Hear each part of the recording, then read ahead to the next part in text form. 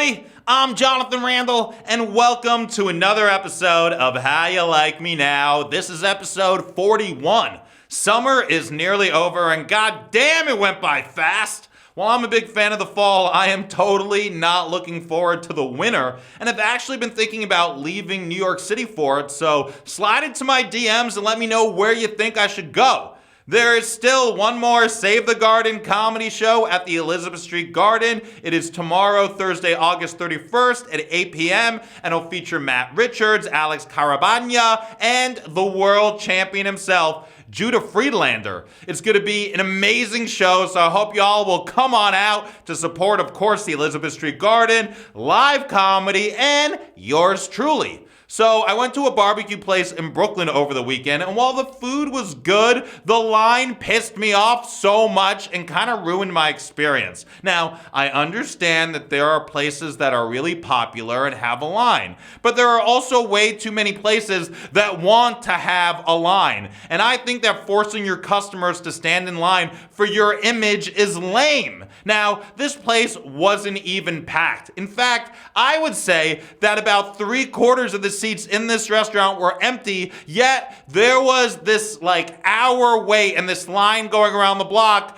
because, not that there are so many people in this restaurant, but because of their horrible system where they have only one register when they could easily have had two. And that out of the 7 people working behind the counter, it was like one guy was working his ass off nonstop while the other 6 people were, for the most part, just standing around twiddling their thumbs.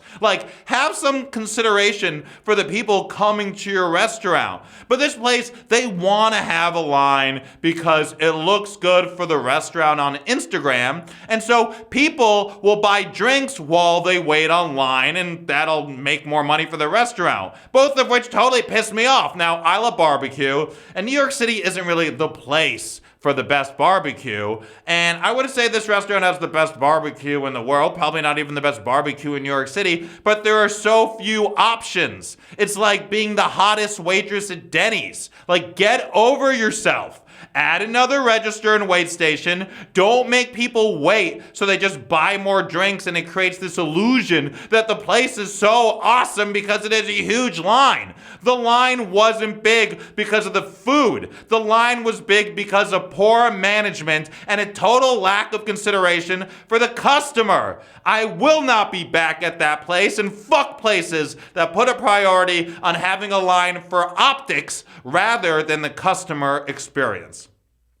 So, it was my birthday over the weekend. Yeah, I know, it really pains me to say it because I'm way too old. I would feel a lot better about my age, but I'm totally insecure about the state of my career. I am not a big birthday guy. I'm not like, it's my birthday, everybody, love me, spoil me. I'm like, if you know it's my birthday, you know. And if you don't know, then we really aren't close enough, and I don't want to be celebrating with you. I was reluctant to even talk about the fact that it was my birthday on the podcast today. I did things that I enjoyed. I spent my birthday mostly with myself. I went to the barbecue restaurant. I liked the food, not the line. I went to the spa, and it was kind of quiet and low-key. Definitely not one of my best birthdays, but far from the worst. My brother was supposed to come to town to celebrate with me, but he kind of bailed last minute, which was totally disappointing. I was actually out with a woman that I really liked, by the way, and she said that I should have told him more how important it was for me for him to come celebrate my birthday and put more pressure on him to do so. But I know my brother, and he would have just gotten defensive if I would have did that. And I don't need to convince anyone to celebrate my birthday with me. Certainly not my brother, who I haven't seen in 3 years and just moved less than 2 hours away from where I live. Actions speak louder than words. Anyway, I'm grateful that I got to spend my birthday with the most important person in my life. Me.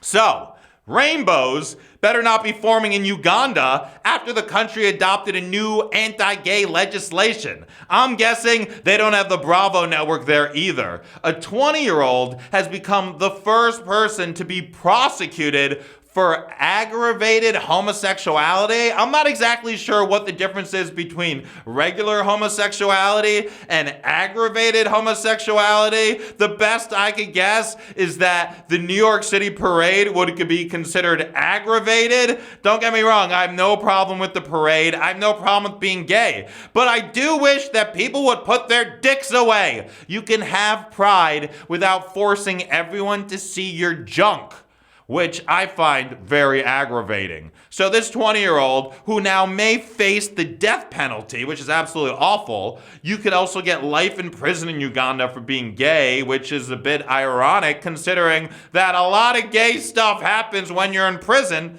and you could get 20 years just for supporting the LGBTQ. As a response to all this, the World Bank has blocked new loans to Uganda, and the U.S. has imposed visa restrictions and is reviewing the aid it gives Uganda. If you are gay and you had a trip to Uganda on your bucket list, you probably should take that off. I hope they change their laws. There's nothing wrong with being gay. So last week, National Security Minister and convicted terrorist supporter Itamar Ben-Gvir described Israel just as many human rights organizations have. That there is a different legal system for Israeli settlers than there is for Palestinians, which is also known as apartheid. He said, and I quote, "My right, the right of my wife and my children to move around Judea and Samaria is more important than freedom of movement for the Arabs. My right to life comes before freedom of movement." Sorry, Muhammad, but that's the reality.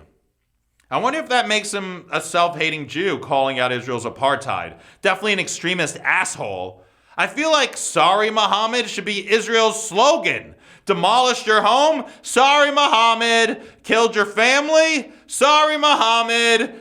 Stole your land? Sorry, Muhammad. Burned your olive grove? Sorry, Muhammad. Sadly, Palestinians rarely even get a sorry. Hell, they're lucky if the crimes against them are even acknowledged.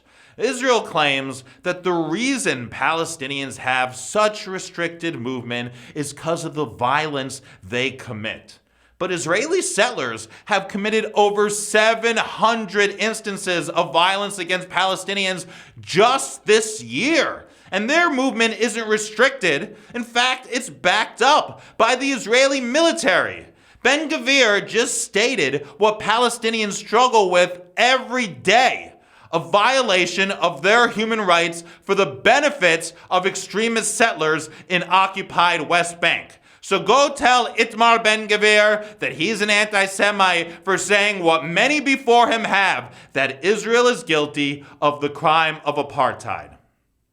If you're not following me on social media, please do, at Jonathan Randall, across all platforms. Also, please show me some support on my Ko-fi page. I would really appreciate it. I will put the link in the description, and I'm putting more and more exclusive content just on my Ko-fi page. Again, tomorrow, Thursday, August 31st, is the last Save the Garden comedy show of the summer. I hope to see you there. It starts at 8 o'clock. My name's Jonathan Randall.